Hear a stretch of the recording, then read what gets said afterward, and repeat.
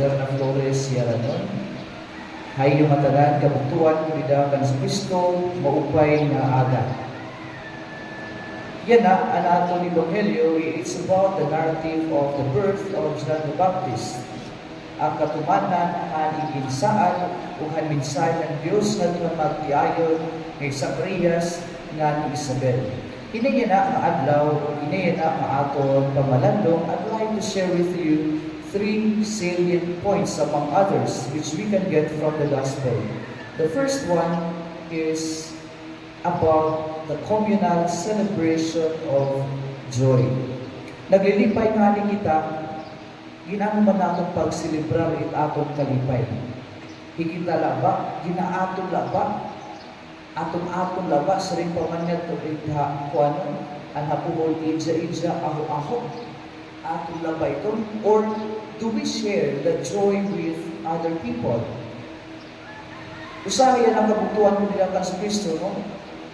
It aton kalipay in dili na natin isa sa urugin sugad, communal na celebration. Kaya ano naman, because of the existence of jealousy, of envy, no? Ano sa ikaawa, di ba? Kung may dangani, ito sa katao, nakakaabutin sa maupay nga putag, imbis na duyugan nato, imbis na baga maglipay kita, at iyan na achieve, na iyan na buhat, usahay, ang ulit nagiging nundan na magubak ito relasyon kay naaawa kita. No? Diba? Amo nga famous society, hindi niya ako, kasi sa kita nga, mga Pilipino, may yada yapon pag ito na gitatawag mga crab mentality. No? Once ay sa katao, adi na nga niya ikbaw, gusto natin na pugutom, di pa ubos. Kaya na din kita nga adriya, nga aniya, nga may daniya, na achieve, may daniya, na accomplish. In the gospel, my dear friends, nung imita kita po, ano ang ibuhat kan mga amyaw ni Isabel ni Zacarias. Ang pagkabati niya nga Isabel in nanganak na kira in dinbuyog ngadto nga ira umat kang ira panimalay nga dinbuyog ira in pagkalipay. No? Nalipay ira kay adi ang bawas ng babae, aadi ang lagas ng babae ng anak, adi na tuman, adi insaad ng Diyos. So nagkamayada in katilingbanon, no? Na pagsaurog han kalipay. Nga na ako tayo din ato yung Espiritu yan ay atong selebrasyon ng Pasko. No? Nga nalilipay kita, dirila kung ano ang mayada natin, but we also have to be joyful of what others have, of who others are. No? Kinanglang aada ito, ayaw kita pag linugaring lang, o ayaw kita do not try to isolate ourselves kung nagsisilibrar kita hinkalipay. Pero kung maumpay ang iyang ibuhat, nga nakahatag yung kaupayan na iya, nakahatag yung kaupayan na ibang mga tao, then we try to appreciate that action. No? Because kung ako ang ibubuhat ito, no? It boosts the confidence also. No? It motivates the person na magpadayon pagbuhat ito na iya buhat na maupay. So again, it kalipay, it pagsauro, it pagkalipay, kinahanglan aada communal aspect. My dear friends, again, let's not be afraid to discover something. But at least, kinahanglan na aada lagi hapon in substansya, aada lagi hapon in essence, hitod nga aton to try to improve, to innovate nga butang. Last point, the gift of silence. Most often, di rin natin appreciate its silence. Again, mingaw na liwat. But you see, kanina, no, it's so beautiful. Kanina, sa mga misa, when we pass by, pakanto ng putama yun, kaupay na lang yung tao, nakikita mamingaw. Nagkamayali in silence. No? Pero siguro kung baga na 15 minutes na ito, na 20 minutes na ito, waray na to silence na. Kaya mga puro chismis na nga diyan sa bitagi. Waray pa man ang body, ay na body yan. Diba? Mawawala ang silence, pero at least kanina, beautiful. Silencio. Nakadaan silence. Usahay din natin na-appreciate. Why? Because naiarang kita maaari nga sa nakalibutan. The presence of technologies in mga nakapalibot mga ato, the presence of chismis,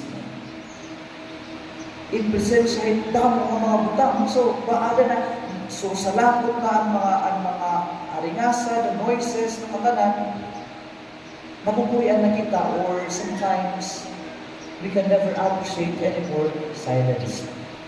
Time and again, nakakapamalandong kita, nakakahuna-huna kita, kung ano, buot, ipabuhat ka ato ng Diyos. Kung ano, ikaburuton, ato ng Diyos. Nagiging mahimdiang nato kasing-kasing, malinawin nato muna because in the silence, we have offered everything and entrusted to God. Ito na ato mga ginuna-huna, the burdens, problems, etc. And silence, ang silensyo, ang nabuhat niya kung narahan kinabuhi ni Zacarias is nakagdayaw niya ang Diyos. No? Di dahang katuman ini, no? Pagsiring niya nga Juan ang iyang ngaran. Dida mismo, Zacarias, in nakaluwas. But the words that came out from the mouth of Zechariah, diri ang mga pulong in pag-explain na niya kalugaringon. Diri mga pulong in pag-defend kay ang niya nga nangulang. Diri, kumbaga, waray lang na mga pulong. Ang mga pulong na kimawas na nagbaba ni Zacarias, mababatian natin inibuwas kay Bagel. Ang iya awit at iya himno, himpagdayang pagpasalamat ngadto sa Diyos. Nga dahatong kinabuhi mo, kung namamalandong kita'y maupay, inhilaro may tungod grasya ng Diyos, may tungod pagmuli kahapon ng Diyos, kita inaibabaw ni hapon in pagdayaw, pag-appreciate ng pagpasalamat ng tuhaiya. Mga kabutuan, kung di dapat sa Kristo, let's try to appreciate silence. Okay natin ihapon ito. Di man siguro majority of our time, but at least we can allot a portion of our time para kita mamalandong. Kaya kung maringasa na natin una, di na kita nakakapamalandong, waray na silence na aton, expect na magiging busy ka nga duro, ng kakapuyon ka nga duro, magkakamayagya ka in fatigue, spiritually, emotionally, and physically. Kapuy ka na.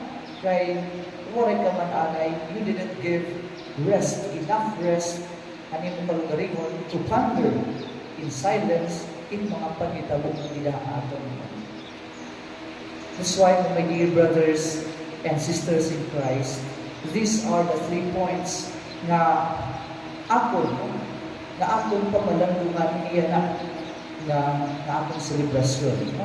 Again, the first is the communal celebration of joy. Ayaw pag-akon lang, diri kay ira na, kinahanglan ikalipay aton na tanan. Kaduha, it aton gihapon pag-discover in something new. It aton pagsunod han mando, han Diyos, align permi, han kabuoton, han Diyos. And lastly, to appreciate the gift of silence in us. Kung ada in silensyo, ikita nakakapamalan ng tuhay, nagkakaunang ng tuhay, yan, nakakabuhat, karang angay, usap ko natin na buhato, itong natakna, itong lugar, itong circumstance.